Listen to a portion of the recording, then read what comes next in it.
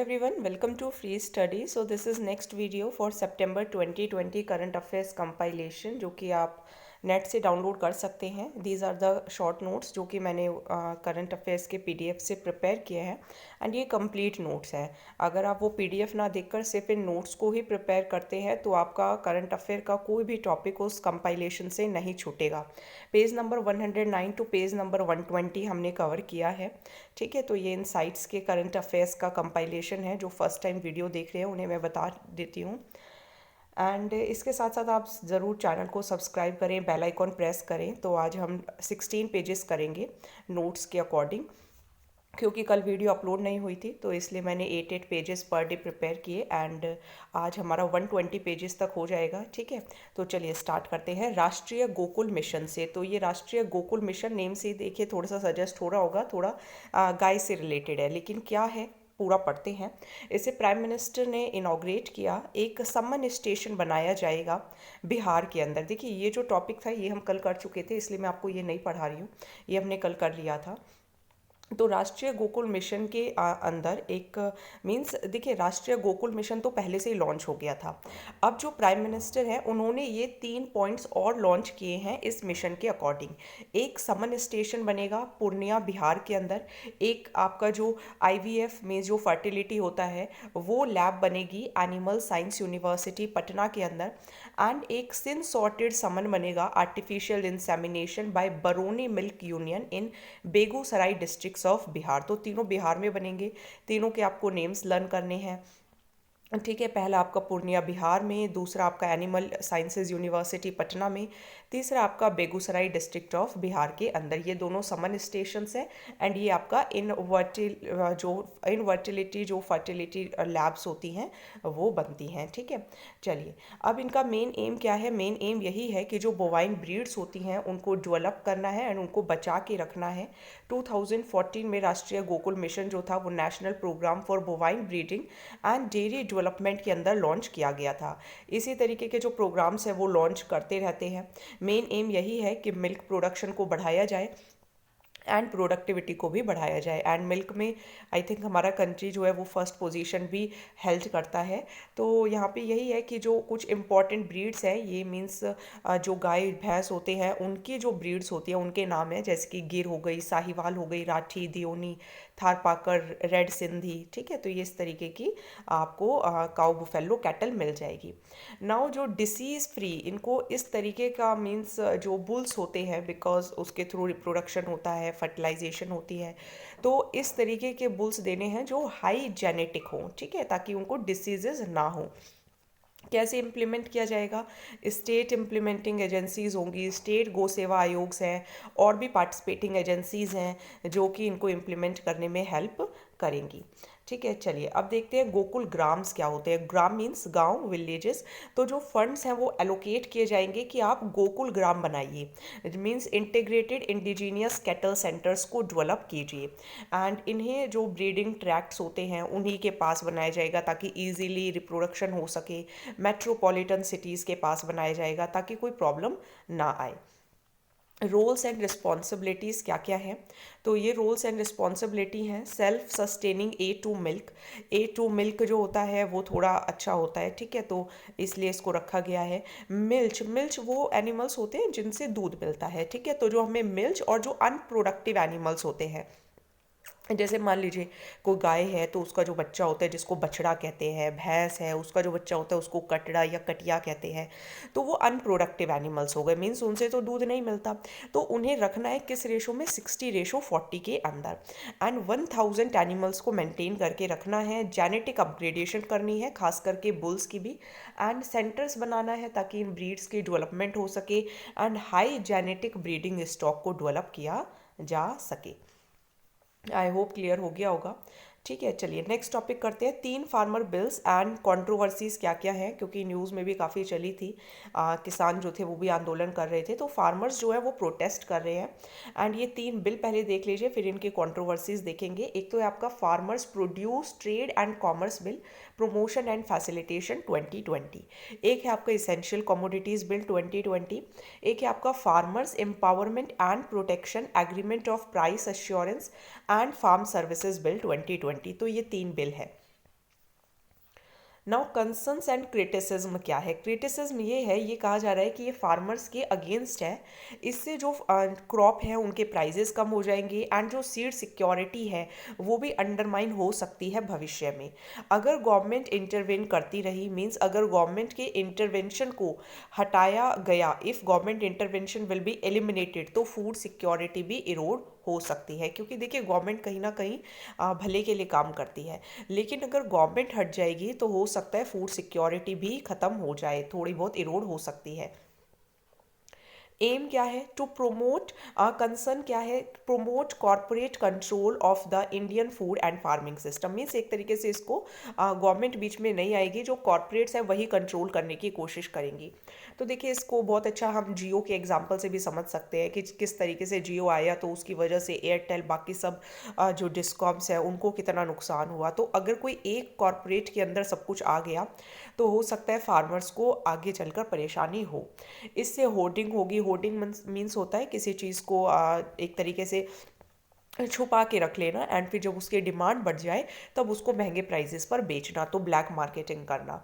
And minimum support price को लेकर कोई भी अश्योरेंस नहीं है। तो ये तो इसकी चिंताजनक बातें हैं जो क्रिस्प है। अब देखिए इसेंशियल कमोडिटीज़ बिल 2020 क्या है? ये बिल इसलिए लाया गया ताकि जो एग्रीकल्चर प्रोड्यूस है, कुछ एक्स्ट्रा ऑर्डिनरी सिचुएशंस होती हैं। एक्स्ट्रा ऑर्डिनरी सिचुएशंस क्या होती है? जैसे कोई टाइम ऐसा होता है जब प्राइसेस बहुत ज़्यादा बढ़ जाते हैं या कोई नेचुरल कैलामिटी है। तो जब एक्स्ट्रा ऑर्डिनरी सिचुएशंस होती हैं तो उस टाइम पे सप्लाई को कंट्रोल करना, स्टॉक को कंट्रोल करना, दैट इसके लिए ये बिल लेकर आया गया है। इसमें क्या होगा? इसमें स्टॉक लिमिट्स इम्पोज की जाएंगी, ठीक है, कि आपको इतना स्टॉक रखना है। हॉर्टिकल्चर प्रोड्यूस, हॉर्टिकल्चर प्रोड्यूस के अंदर क्या होगा? 100% इंक्रीज कर दिए जाएंगे prices over the immediately preceding 12 months और average price of last 5 years whichever is lower. तो पिछले या तो 5 साल का जो एवरेज प्राइस है, पिछले 5 साल का एवरेज प्राइस कैसे निकालेंगे? पिछले 5 साल के प्राइजेस को ऐड करके डिवाइडेड बाय 5 या फिर जो पहले 1 साल पहले जो प्राइस था। तो इन दोनों में से जो भी लोअर आएगा इस एवरेज प्राइस में से, या जो पहले 1 साल जो प्राइस था, इन दोनों में से जो भी लोअर आएगा उसको 100% इंक्रीज कर दिया जाएगा। दूसरा, अगर नॉन पेरिशेबल है, मीन्स जल्दी से चीज़ नहीं सड़ेगी, तो उसके प्राइजेस 50% तक राइज होंगे। ये जो प्राइजेस हैं ये वैल्यू चेन पार्टिसिपेंट्स के लिए एप्लीकेबल नहीं होंगे अगर उन्होंने अपनी स्टॉक लिमिट इंस्टॉल्ड कैपेसिटी के अंदर ही रखी गई है। एंड ये एक्सपोर्टर्स के लिए भी अप्लाई नहीं होंगे अगर वो डिमांड शो करते हैं एक्सपोर्ट की। दूसरा है आपका the farmers produce trade and commerce bill 2020। तो इसके जो क्लॉज 3 एंड जो क्लॉज 4 हैं वो फार्मर्स को फ्रीडम देते हैं कि आप स्टेट के अंदर या 2 स्टेट्स के बीच में भी ट्रेड कर सकते हैं बिना किसी agriculture produce marketing committee mandis के। देखिए ये अट्टी होते हैं, इनको अट्टी बोलते हैं। तो आपने देखे होंगे अनाज मंडी के अंदर बैठे रहते हैं। इससे क्या होगा? ये प्रोहिबिट करता है collection and of any market fee और cess under state APMC act. तो इन लोगों को कोई कलेक्शन नहीं देनी, कोई फीस नहीं देनी है, ठीक है। क्लोज 14 जो है वो ओवर राइटिंग इफेक्ट भी देता है कि अगर स्टेट एपीएमसी एक्ट के कुछ प्रोविजंस गलत हैं तो उसके ऊपर सरकार जो है, केंद्रीय सरकार जो है वो उसको ओवरराइट कर सकती है। तो सेंट्रल गवर्नमेंट को पावर दी गई है कि वो इस एक्ट के अंदर रूल्स एंड रेगुलेशंस को बनाएंगी। सो इश्यूज़ क्या है? एक ऐसी सिचुएशन क्रिएट हो जाएगी जहाँ पे जो लोकल फार्मर्स हैं हो सकता है उनको एमएसपी के अकॉर्डिंग उनके प्रोडक्ट का एडिक्वेट डिमांड ही ना मिले लोकल मार्केट के अंदर, तो उन्हें दूर दूर जाकर सेल करना होगा। जो स्मॉल एंड जो मार्जिनल लैंड फार्मर्स हैं उन्हें हो सकता है काफ़ी ज़्यादा मीन्स डिस्टेंसेस तक अपना जो प्रोड्यूस है वो लेकर जाना पड़े। एंड ये भी हो सकता है कि एमएसपी से कम प्राइस पर ही वो मजबूर हो जाए लोकल मार्केट में ही सेल करने के लिए। तो इसीलिए जो थे बेसिकली वो लोग प्रोटेस्ट भी कर रहे थे। तो की प्रोविजंस, एक लीगल फ्रेमवर्क क्रिएट करना होगा फॉर कॉन्ट्रैक्ट फार्मिंग। चलिए नेक्स्ट टॉपिक करते हैं, merchandise exports from India scheme. तो ये MEIS एक आपका service exports from India scheme भी होता है। तो अभी हम MEIS पढ़ेंगे, that is merchandise export from India scheme. तो इसके अंदर जो लिमिट्स हैं वो इम्पोज की गई हैं कि 2 करोड़ से ज़्यादा मर्केंडाइज एक्सपोर्ट नहीं किया जाएगा कुछ केसेस के अंदर, रिवॉर्ड्स के अंदर। एंड ये फॉरेन ट्रेड पॉलिसी 2015-20 के अकॉर्डिंग किया गया है। एंड कुछ और सर्विसेज, देखिए ये SCIS भी आ गया ना, कि जो हमारी सर्विसेज एक्सपोर्ट्स है फ्रॉम इंडिया स्कीम वो भी लागू होंगी। जो रिवॉर्ड्स है वो मीन्स एक तरीके से दिए जाएंगे एक्सपोर्टर्स को, एंड इसको नोटिफाइड करेंगे DGFT, that is director general of foreign trade, and implement करेंगे कॉमर्स एंड इंडस्ट्री, क्योंकि आप एक्सपोर्ट कर रहे हैं तो आपने वो प्रोडक्ट जो है इंडस्ट्री में बनाया होगा, तो इस तरीके से आप याद रख सकते हैं कि ministry of commerce and industry के अंदर ये आते हैं। ये इसीलिए किया गया है ताकि जो इंफ्रास्ट्रक्चर के अंदर जो कमियां हैं या जो कॉस्ट्स जो इन्वॉल्व होती हैं किसी गुड को एक्सपोर्ट करने में, तो उसको ठीक किया जा सके।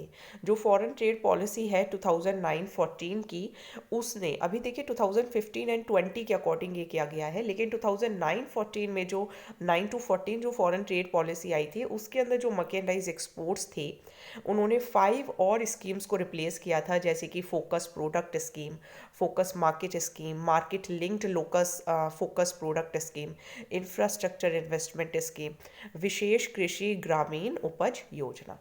ठीक है, चलिए नेक्स्ट करते हैं कैरोटर 2020 रूल्स। तो इसका फुल फॉर्म ध्यान रखिएगा, customs and that is administration of rules of origin under trade agreements rules 2019। तो नेम से थोड़ा समझ में आ रहा है कि कोई चीज़ कहाँ पर बनी है, तो उसके लिए कुछ गाइडलाइंस हैं कि रूल्स ऑफ ऑरिजिन होना चाहिए ताकि थोड़ा सा प्रेफरेंशियल रेट मिल सके इम्पोर्ट्स के लिए भी।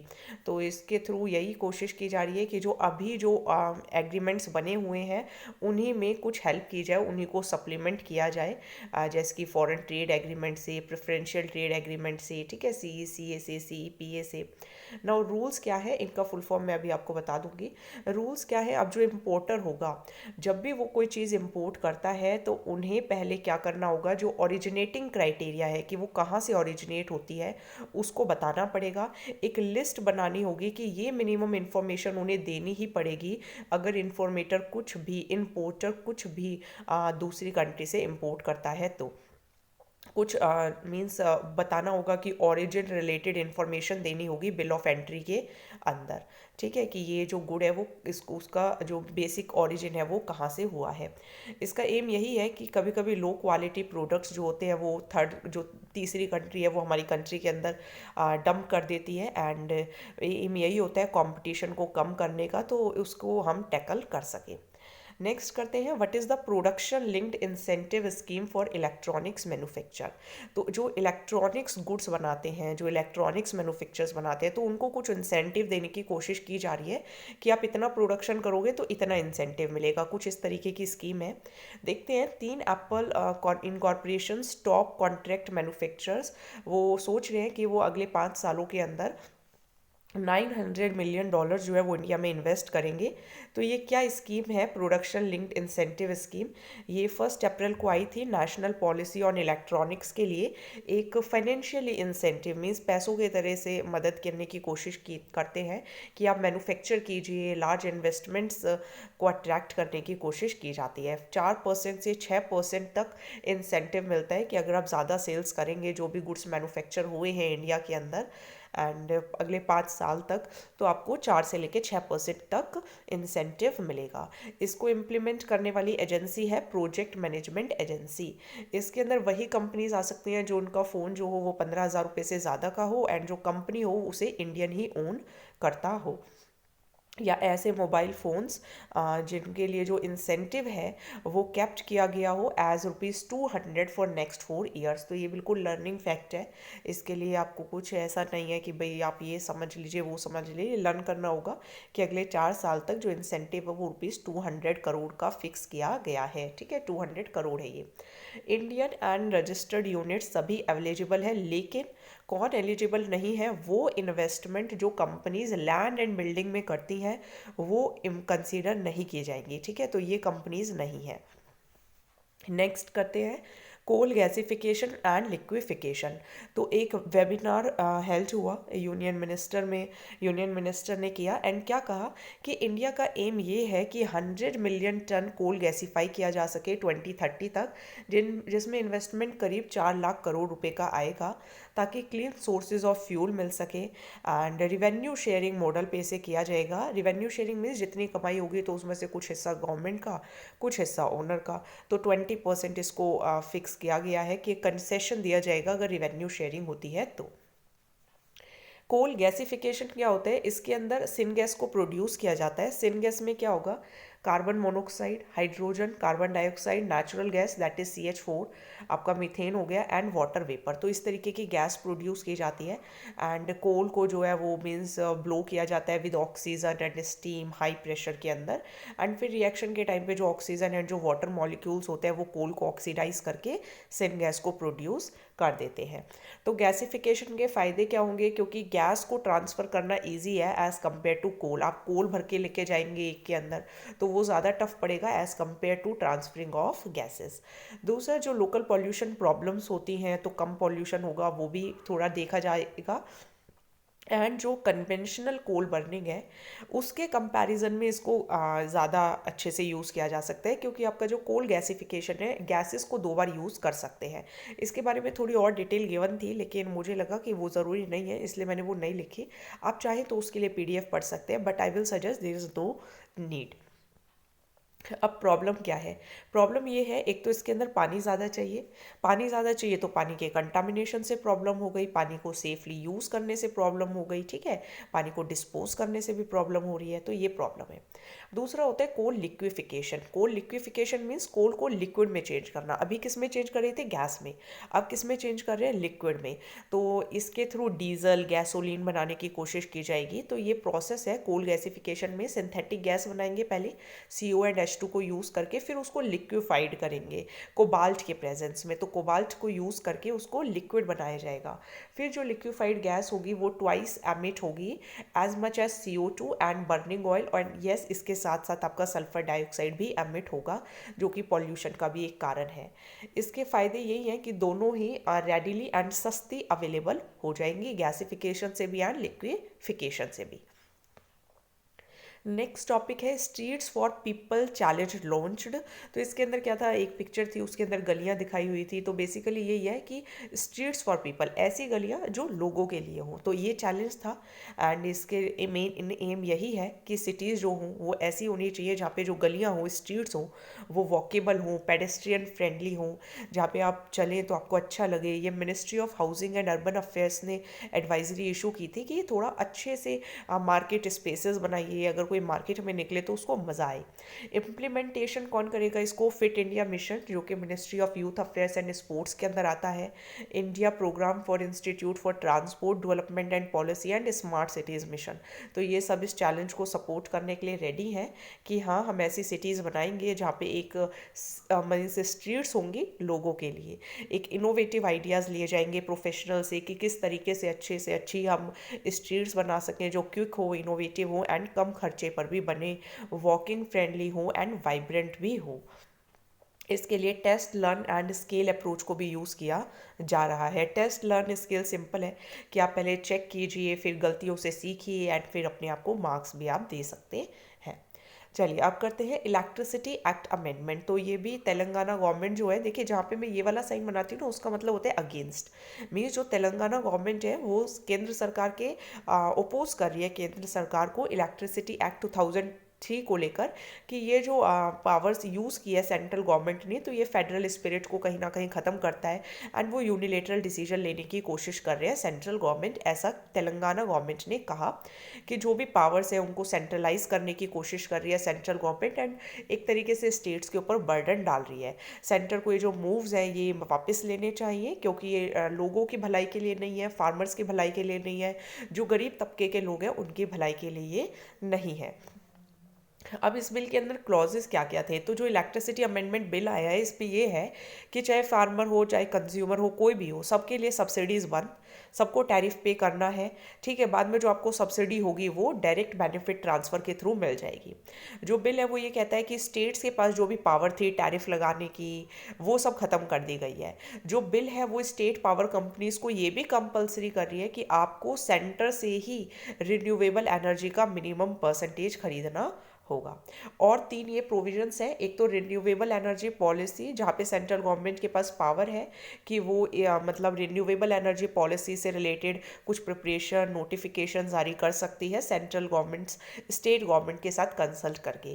क्रॉस बॉर्डर ट्रेड की एक ट्रेड मीन्स अगर बॉर्डर क्रॉस होता है तो उसके बारे में भी जो भी नोट्स रूल्स नोटिफाई करने होंगे उसकी पावर भी सेंट्रल गवर्नमेंट के पास ही है। एक इलेक्ट्रिसिटी कॉन्ट्रैक्ट इन्फोर्समेंट अथॉरिटी भी बनाई जाएगी। चलिए नेक्स्ट करते हैं एयरक्राफ्ट बिल 2020। तो ये भी पास हो गया है पार्लियामेंट के अंदर।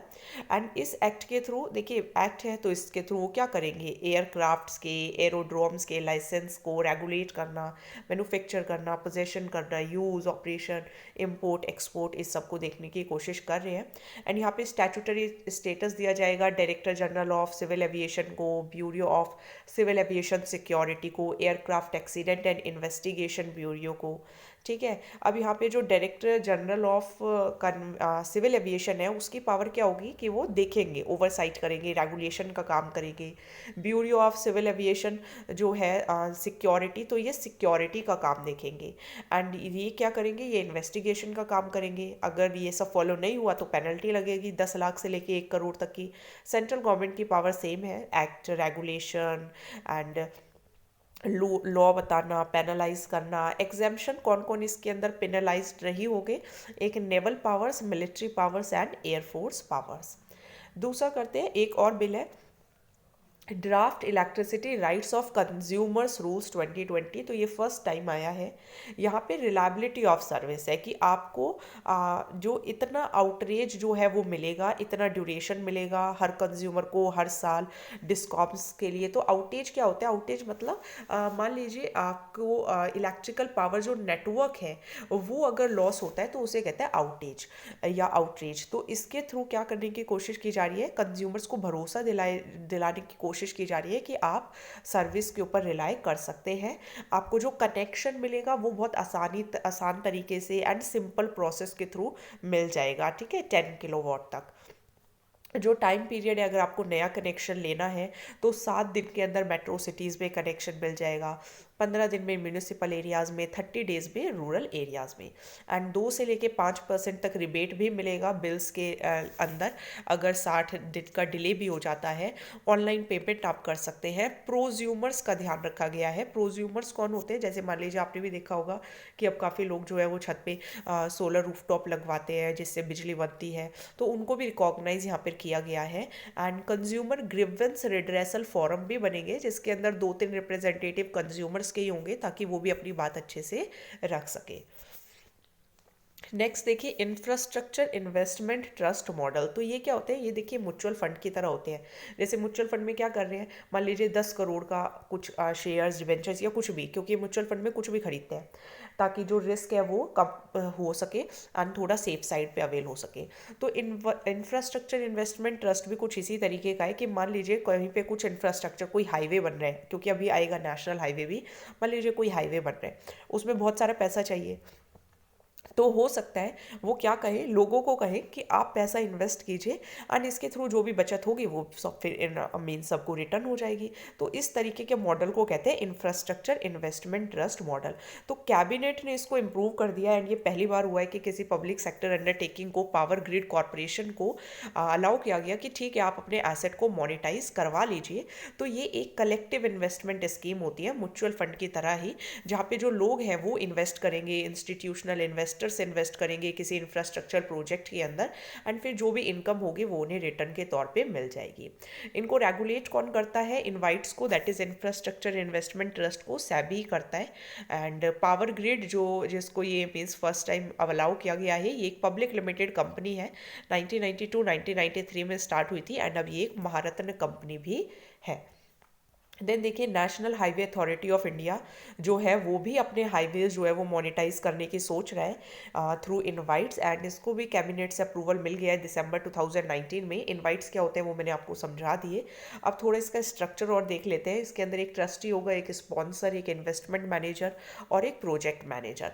ट्रस्टी कौन होगा, ये इंस्पेक्ट करेंगे कि सारा काम ठीक से चल रहा है। स्पॉन्सर कौन होंगे, जो प्रमोट करेंगे कि ऐसे ऐसे हम लोग किसी के अंदर इन्वेस्ट करने जा रहे हैं, हाईवे बना रहे हैं तो आप लोग आके पैसा इन्वेस्ट कर सकते हैं। तो ये प्रोमोटर्स होंगे।